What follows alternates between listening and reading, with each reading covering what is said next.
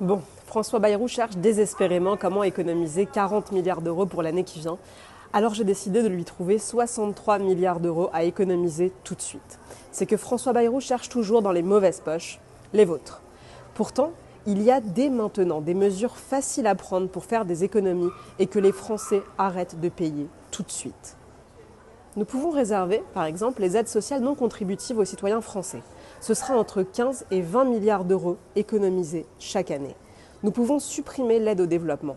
Nous n'avons plus aucune envie de financer la décarbonation au Costa Rica ou l'égalité des sexes en Irak. Ce sera là encore près de 15 milliards d'euros économisés par an.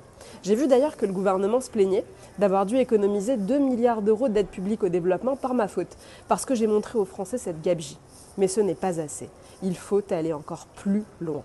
Nous devons aussi privatiser l'audiovisuel public.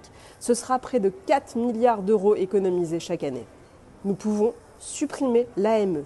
C'est plus de 1,3 milliard d'euros d'économies, sans compter la fin de cet appel d'air à l'immigration.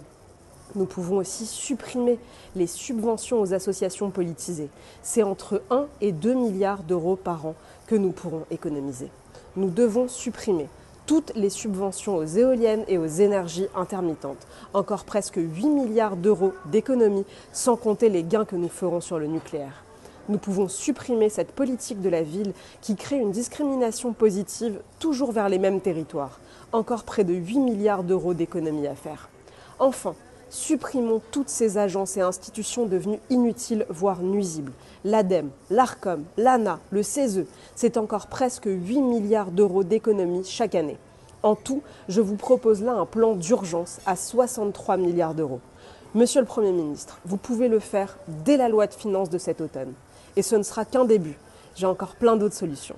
Monsieur le Premier ministre, les Français n'en peuvent plus de payer. Alors arrêtez de dépenser.